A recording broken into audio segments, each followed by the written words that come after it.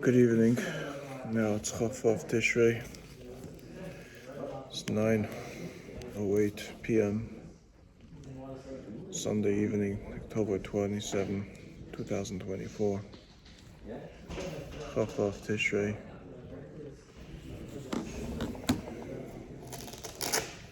Evening for Monday night. Look at the calendar again to make sure we're not making a mistake, because yesterday by mistake said Tishri when it's Tishri. So let's see what we got here. Yeah, it is Tishri. Now it's the 28th of October. Right, anyways, we're going to go on to the lesson of the Chaim, the Daily Companion.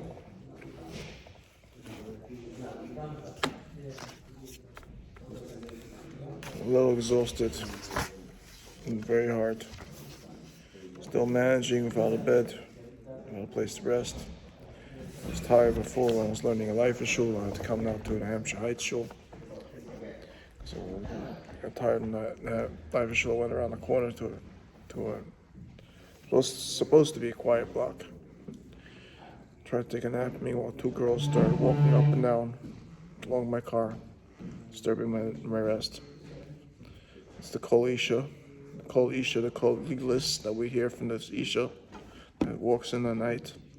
People don't understand when a woman walks at night on the street and talks on the street. She has a Zavigar coil together with Liglis, the coil of the woman of that night. That type of Shida. As coil is Oil Ishmael. And they don't know when they marry coil in the street. The coil is singled.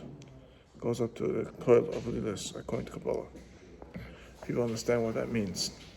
In other words, if a person is trying to take a nap and he hears the coil of a woman, it's mizavik of the coil of Liglis to come to him at night and to give him a hearer in the middle of his sleep. That's what we put up in Lakewood later. Leah Lena, Leah Lena.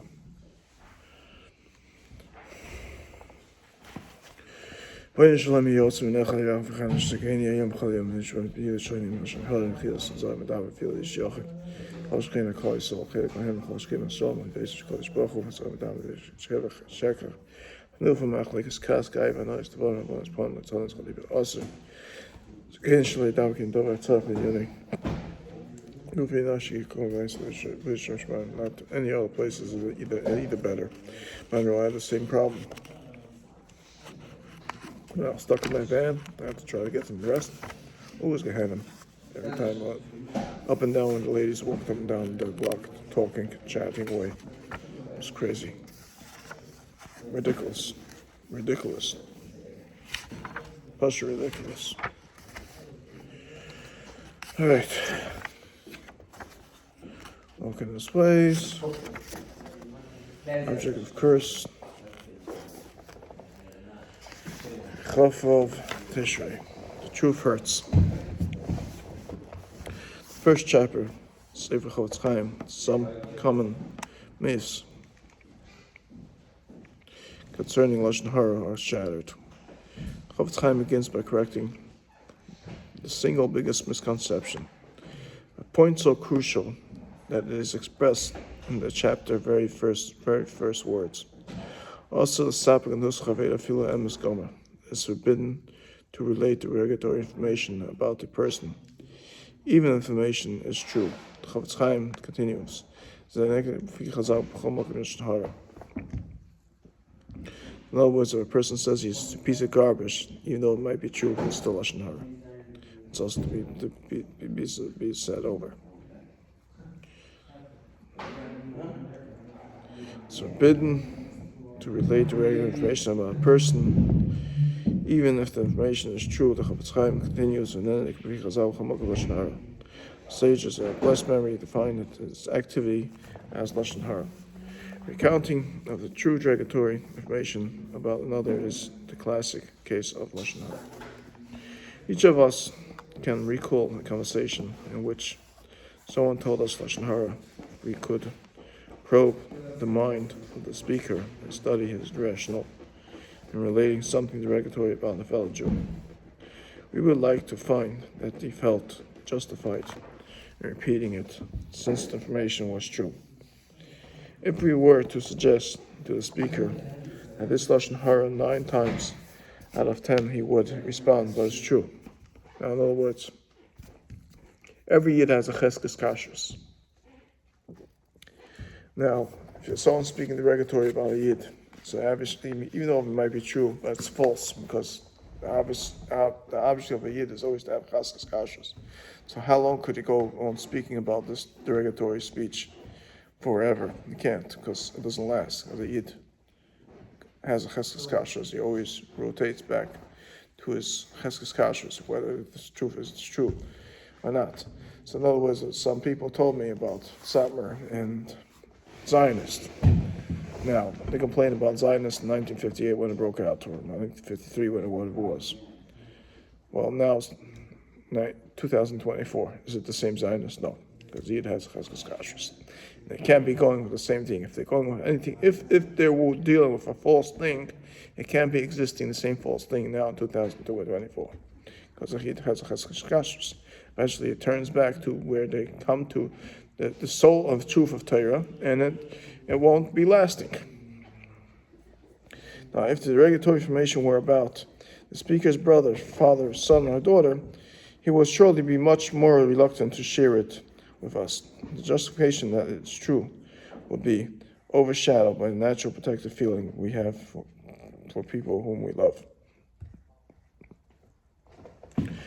Chaim begins in this sefer by telling us it does not matter if it's true. Hashem wants us to be as the protective of every Jew's reputation, as if he or she were our own brother or sister. Just as one would be loath to spread negative information about one's sister or brother, regardless of the fact that the information is true, so too shall we be loath to spread negative information about any Jew. Once again, the Chaim cites the negative commandment: "You shall not go as a peddler of gossip among your people." V'Yikra 19:16. For this is a primary verse which prohibits speaking lashon hara. Chofetz Chaim paints the picture of a peddler with a sack slung over his shoulder, but instead of fruit or clothing, the sack contains negative information. The speaker of lashon hara is a peddler who travels from person to person, distributing his sinful wares. Now, if the guy has a website, so the potatoes go flying like nuts around the world. We don't see ourselves as peddlers. Almost any conversation containing lashon hara is one in which one person delivers another negative information that he's carrying within his mind. One of the main reasons why lashon hara is so despicable in the eyes of Hashem is because filling one's mind with negative information and peddling it out to others is a lowly act, and Hashem does not want Jews to act in a lowly way. If the information was about the speaker's relative, he would be reluctant to share it. So in other words, we should always be very sensitive to anybody, no matter what.